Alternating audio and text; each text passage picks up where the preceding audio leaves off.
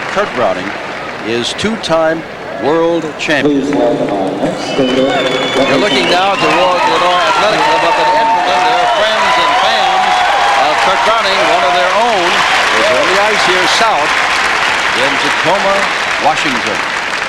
And if this man does all the jumps he can do and does them halfway decently, he's going to walk away with a goal. Very exciting to watch.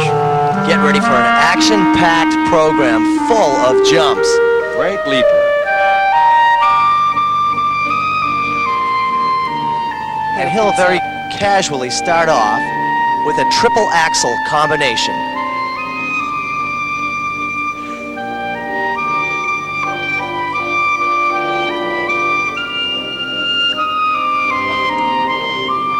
Here it comes.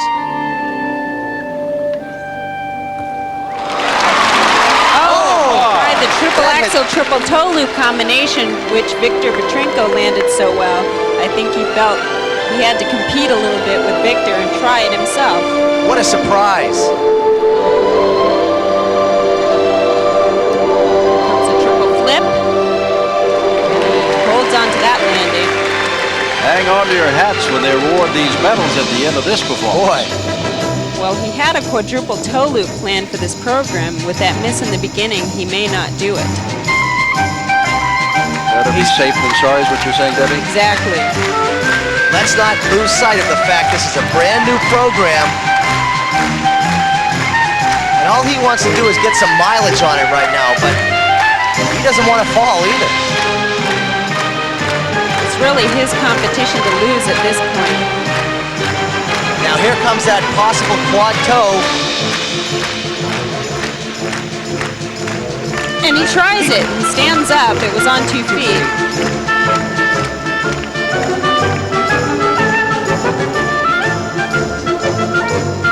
He's got a lot of guts to try that there, with the beginning not going quite as well as he had planned.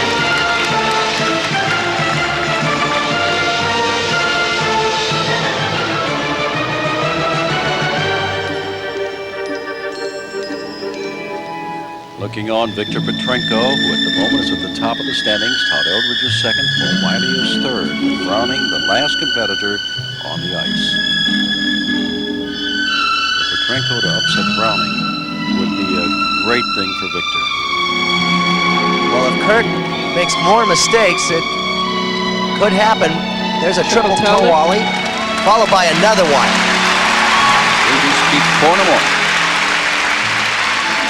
That combination will help him a lot. And here comes a lot of combinations. He'll step into a double axel. He'll do a half loop. There's the he changed it to a triple axel. I think he knew that he really needed that for his technical score.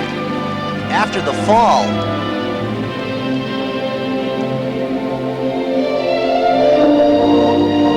May I point out that Debbie and Peter have his program of what he's intending to do in front of them, and Kurt is not exactly following it. Well, we've been watching practices all week.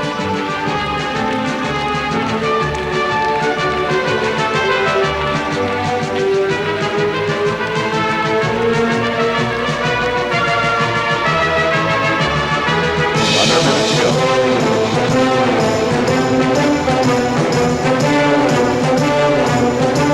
So often say the judges are looking at Kurt Browning. There's that combination you were talking about. They're looking at Kurt Browning as a world champion, and many times, if not most times, that does influence a judge when he or she makes their decision on what marks to give.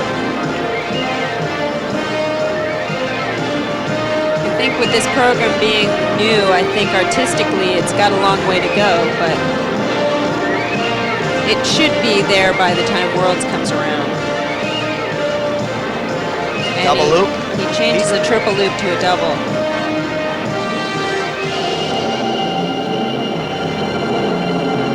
He'll do splits to a double axel. Steps up into it and turns out of it. He's had some mistakes tonight.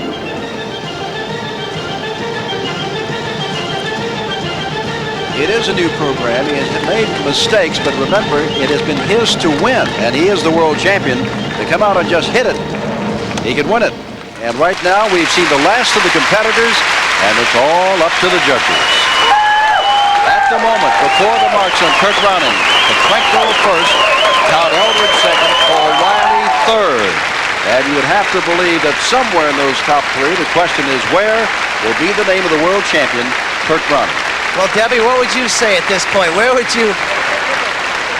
He really had a lot of sloppy parts in his program, but there's no telling what the judges will do at this point. There were a lot of mistakes on the part of all of the men, and who knows what they're going to do with this one. I saw Victor Petrenko give that shrug. He doesn't know what's going to happen either. It'd be a great moment for him to beat the likes of Bowman, one of his good buddies, and Browning, another good buddy who is the world champion. There's a look back at that quad toe. Look at the second foot go down. He won't get credit for that, but just to stand up on a quadruple jump, ladies and gentlemen, is incredible.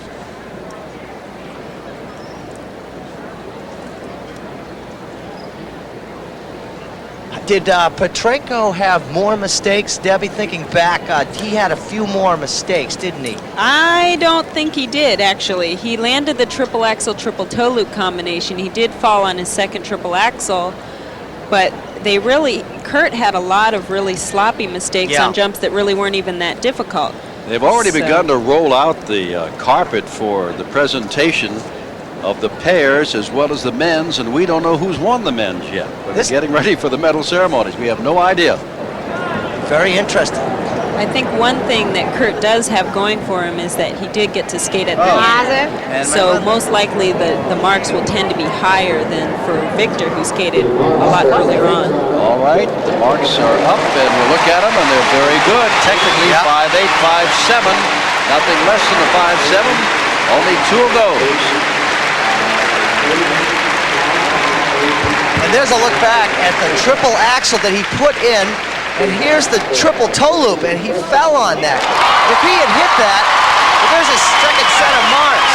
Well, he is our gold medal winner, because look at the artistic impression. 5'9s from Austria, the Soviet Union, and the USA. And so, it is Kurt Browning, the gold medalist, Victor Petrenko, the Soviet Union, the silver medalist, and our national champion, Todd Eldridge, the bronze medalist in the men's freestyle figure skating. Back at the Tacoma Dome, on the second of 4 nights of figure skating, and the men's free skating has been won by the current and two-time world champion, Kurt Browning of Canada. Victor Petrenko almost led her perfect last night, a silver, and Todd Eldridge, our national champion from the USA, a bronze. And we're about to go down to Nick Charles. And Nick, I know that Kurt Browning can hear me, and you might ask him, there was some dismay among many of those surrounding us up here on his marks for artistic impression. And I'd like to get Kurt's reaction to those marks. Kurt, Jim Simpson had a quick question on that. You heard him? Yeah, I did hear him, and I'll be honest, I don't quite know which dismay he meant. Were they surprised? Were they happy? Or were they upset? I was happy. You were happy? Because I was the one getting the marks. My question to you is, Kurt, you had two-footed a quad, you fell, and then you hit a triple-triple. You dealt with adversity, composure under fire. Tell me about that whole progression, the emotional highs and lows you reached in this program. Pull it out. During the program? Yes. Actually, a lot of this program was spent remembering it. And it's a very new program, and I had key words after key jumps. Believe it or not, that might have taken my mind away from actually having to do the tricks. Missing the triple toe after the triple axel didn't bother me that much, simply because that's the first time I've ever even tried it. And I was quite happy with the attempt. I thought I had it. You're a cool customer under fire. Larry King in our studio wants to ask you a question. Sure. Yeah, Kurt, how do you put a fall away? How do you describe that you do? How do you put it out of your mind, especially when it occurs early? It's something that has to take place during the present. I mean, you are skating at this beat of music at this time. You have such and such a jump coming up. What you did behind you doesn't matter whether you did it clean or whether you missed it. It's gone, and you have to have that ability to do that. Did you think you'd won this? I didn't see Victor skate. I heard his marks. I didn't know I'd won it. Didn't know I'd won it till at the very end. Did you watch the skaters earlier? Actually, I did. I watched a lot of them. It just seems, I'll be really honest with you, Larry, this is the off season, and I was here to enjoy myself. When I'm enjoying myself, I skate great. Thanks a lot. No problem. Well, again, Larry, a study of composure under pressure, and the result, another gold medal. Congratulations, Kurt Browning. Thank you very much. Okay, Larry, back to you. Thanks, Dick. Debbie Thomas. And Debbie,